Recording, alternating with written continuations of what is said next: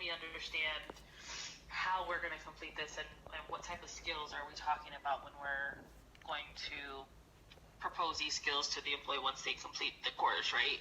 Right. So the idea behind it is that we are going to have some skills match up with Penn Foster, right? We're going to send them, or we already did send them the skills that we have, and they will match those skills to the ones they're providing.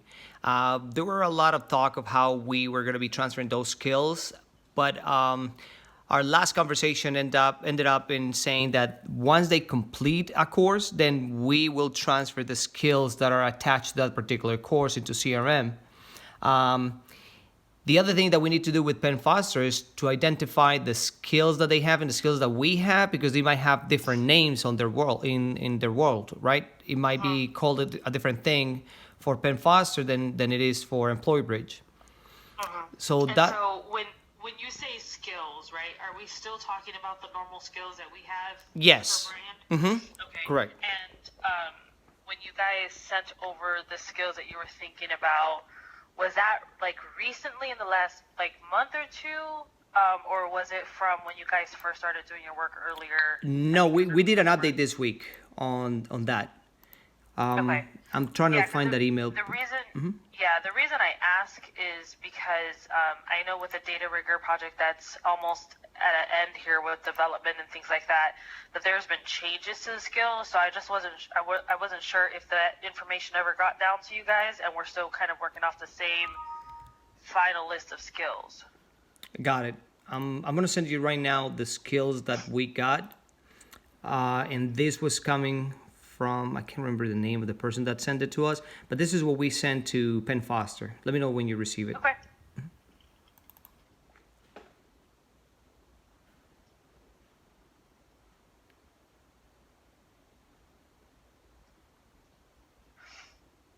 Okay, it just came through my phone. Okay, just load it up here. Opening this up. Let me share my screen. Okay. So And we like I can said, look up this was same- recently that we sent it over. I'll tell you exactly when we sent it over, on the 13th, so 5 days ago, on Okay. Friday. Hey, Kathy. Hey there. Hey. Hi. All right.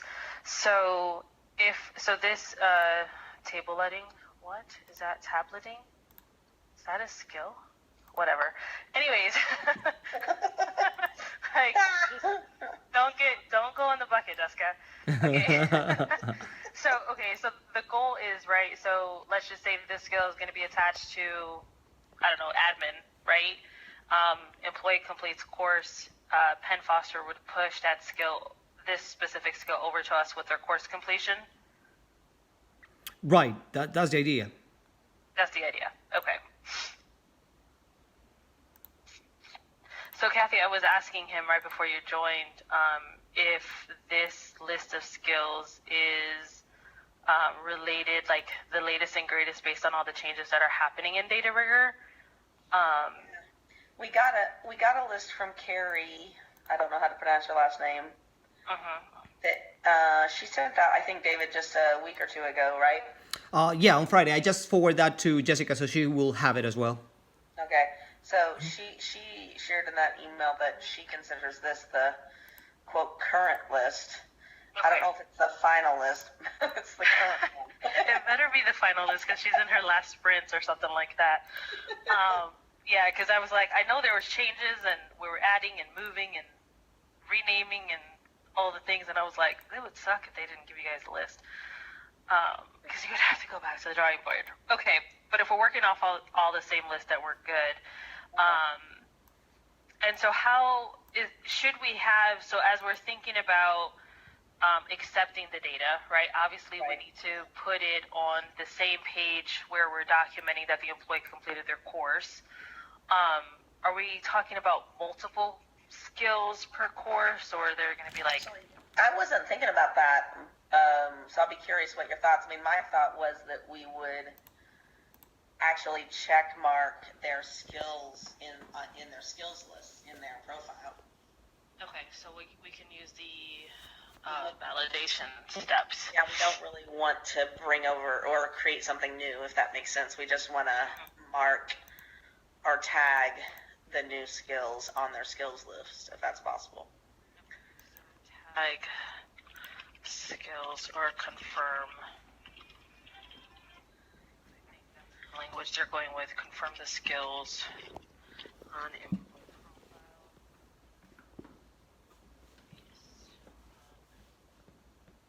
Course completion.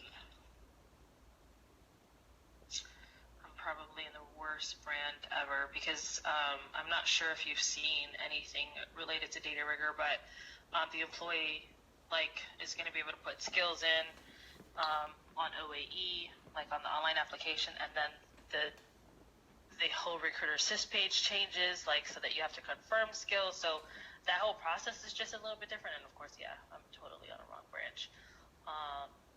And so I just want to give you a visual of what I'm thinking. Okay. Just in case we're like, well, yes, but no. Let's see. Let's go with Denver, since I know they're one of the strongest branches using Data Rigger.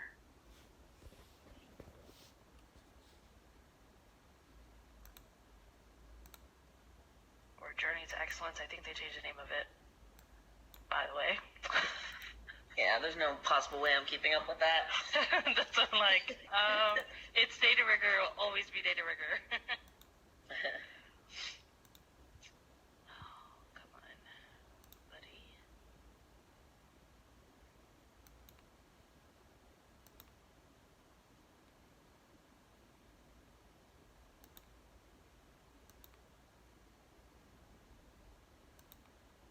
Why didn't you change? Because I wanted to show you the skills, and apparently it still didn't change for me.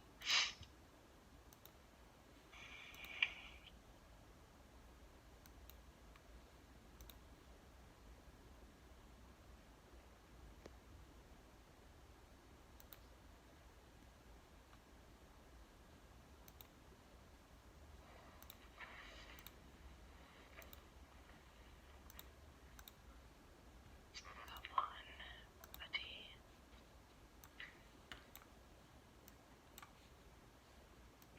No, it just doesn't like me. So,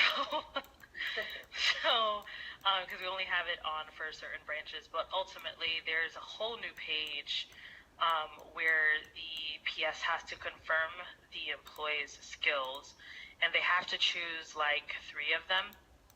And it's almost like a hard stop, right, for the user in order for them to finalize and put them on assignment. And so that is all mapping back to this skills tab here. And so if they confirm it on Recruiter Assist, meaning they confirm that the employee actually has it, right? Not just that they want to learn it, but the same problem we always run into. Then it should map back here. At this point, do you foresee you needing to track if X amount of employees completed this course and therefore earned these skills, vice versa? Does it matter? What are you thinking there? Yeah, I think a couple things. I think if there's a way, whether it's color or some other notation, to determine or at least alert the recruiter that we turned this on or tag this because they completed a Penn Foster course. So, I don't know if there's a PFF after it. I don't know if it's green. I don't know if it's shaded gray. I'm just thinking if I'm a recruiter, let's say I placed, Jimmy 3 months ago. He's coming off. He's completed his assignment. I go back to look at Jimmy's record, but I'm like, wait a minute. Where did these skills come from? And it's oh, he completed 2 Penn Foster courses. I see, that they're red, or I don't care. I'm just trying to think if I'm the recruiter, I want something to tell me that those just didn't poof out of the air. Okay. That they're sort of legitimate skills, if that makes sense. Yeah, it's almost like we should add, adding a whole line, another category or something to skills that says the employee earned it from Ben Foster. Yeah. Just adding in another column and then connect it back, rather than them being PSs being like, oh, they have 5 new ones. Where did it come from? Because Right. today, like if we were, let's just say we were just to turn this on, they would have to come all the way in here I see. and look at that course. Right, which I think is going to be crazy town, right? Mhm. Yeah. Yeah, because this would help for, like, adding it in this page would help for reporting purposes, because then you can always pull back data here. But to your point, it's too many steps for a recruiter to go figure out where these skills came from. It's too much for them. Yeah, and maybe we do something like, because there could be, just so you know, there could be over time more providers than just Penn Foster, so maybe we do something like Better Work Life, or some type of generic statement that we could then slot in other other things. Like there could be a skill attainment scenario over time that could come from another vendor. Okay. I don't know how important you think it is to know Penn Foster versus something else, but well, it depends. What, like, I assume this is something that you're looking into already. So what's your time frame? Because if we're like, hey, 3 to 5 years, and I say it doesn't matter, because CRM is going to be non-existent because they're trying to find a net new provider, right? But if we're talking about next year, then it matters. Right. I would say, like we're in talks, for example, like LinkedIn, right? With their LinkedIn learning. I can't imagine if we're we've had our first conversation, right? So it's not tomorrow or anything. But I don't know, a year, maybe 2. So David and I aren't it super matters. convinced on that, but it is what it is. Yeah, so I think it'll be better than to go the frame like you're saying, better, BWLA, or just call it out completely just so it's clear.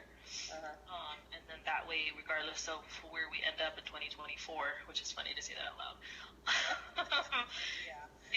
it'll get into this new database Right.